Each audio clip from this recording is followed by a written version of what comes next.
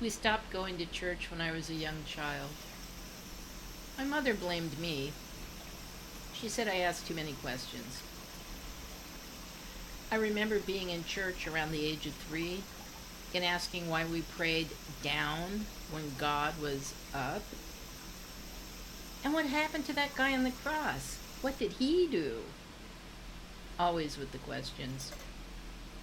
My parents were asked not to bring me back. I never had a relationship with religion. After my first husband died, I tried finding comfort in answers. Lost in processing grief, I wanted to learn how to read the Bible. Perhaps I could find comfort there. My neighbor offered up her Bible study group, a small gathering of ladies who met weekly to read and study scripture. I always had questions that they were unable or unwilling to answer. This made them very uncomfortable with me. One lesson had to do with the work of tending to the less fortunate.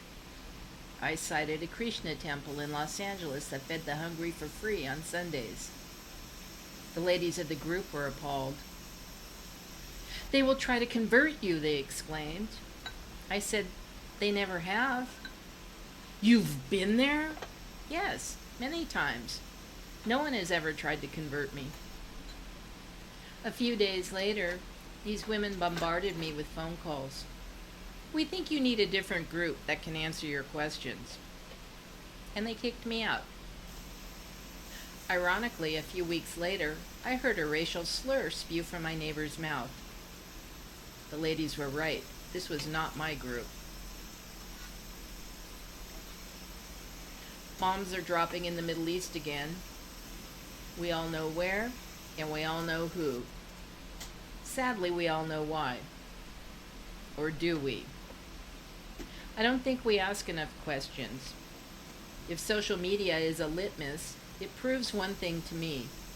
Public schools and mainstream corporate media outlets are indeed the tools for indoctrination, and propaganda is a part of a complete breakfast. I know the fear of someone wanting to kill me. Not for anything I did, but for what I represented. Many years back, I lived in Echo Park. Jeff and I inadvertently moved 3 houses away from Eric, the leader of the local gang. The entire area was peppered with multi-generational family ties to that gang. We knew we had to be careful and mind our business, keeping minimal and cordial contact with any and all gang members. It wasn't easy living there. They imposed their unruly will upon the community. One Christmas Eve, Eric was bouncing the block pretty hard and very late. It was after midnight. I walked down the hill and asked him if they could pull the volume back a little. You know, it's Christmas and we're trying to chill. Eric said because I asked he would. I thanked him and wished him a Merry Christmas. I walked back up the hill to my front porch. Then he called me a biatch. I shook my head and went inside. He fired a pistol into the air twice for punctuation. There was a thing that would happen in the canyon late at night during the times when gang tensions heated up. The night warbling birds and other nocturnal animals would go silent, as if they were holding breath. The silence would then be broken by the indistinguishable, flat, loud clapping of bullets being fired, followed by the sound of a car's motor speeding away. No one ever turned their lights on. We would wait, either for sirens or the lack of them, eventually falling back to sleep. No speak Pete. I don't see and I don't speak. The housing boom, or bubble, was well underway. Properties bought many years ago for well under $50,000 were now going for $200,000 or $300,000. Many folks were refinancing and rehabbing their old houses. Eric was one of those.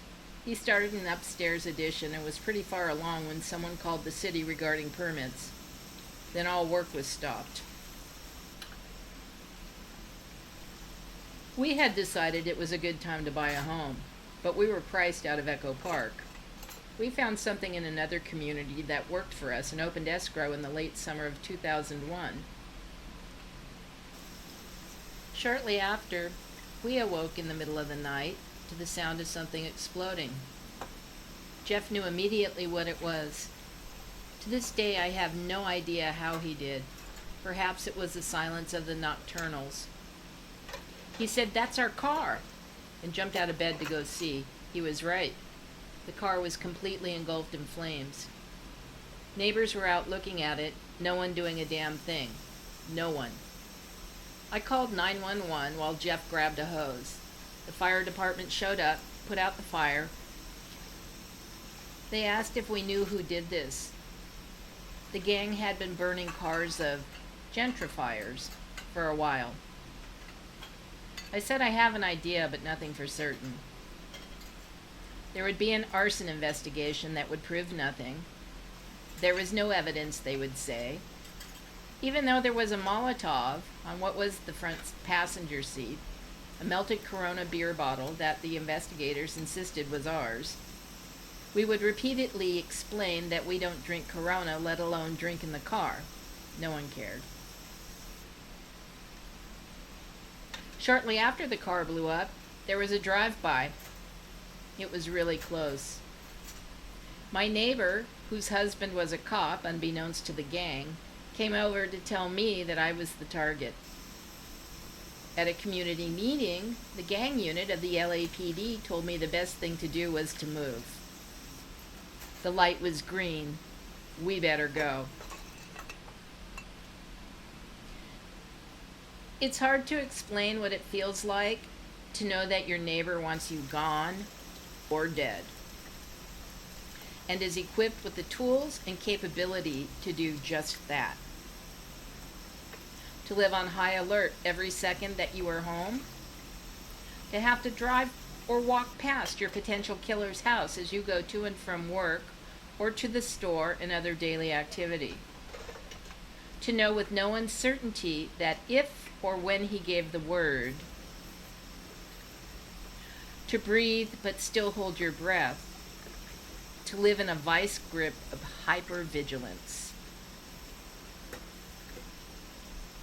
Then the Twin Towers fell, and the world changed. A week later, I was watering my yard. Eric parked where we used to park. He didn't have to. He had a carport. He waved. I raised a hand back. He got out and asked me how I was. I said, "Brave new world, right?" He nodded and walked to his house. We were gone 3 weeks later. I had my first major panic attack that summer in Echo Park. I didn't know what was happening. I thought I was having a cardiac episode.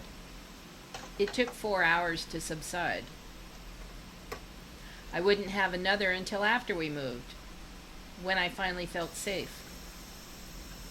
And then the attacks came in consistent, debilitating waves with a side of agoraphobia. Therapy and medication would help me release the vice grip of fear. I would learn to live with PTSD and anxiety. Eventually, I would breathe fully. In 2009, Eric would be murdered by a fellow gang member. During the time after our move and his death, I fantasized about dropping flaming bags of dog shit from little drones onto his house. It's an absurd fantasy, and I have no access to dog shit. Obsessively, I learned about the history of gangs in Los Angeles and the U.S. For balance, I studied compassion from various schools of thought. It all became clear about privilege and oppression. I came to understand what I represented to Eric and his homies. Understanding is not capitulation or the forfeiting of my own values. Perhaps I had developed a compassion for this man who had once wished upon me what was visited upon himself. Bombs are dropping in the Middle East again.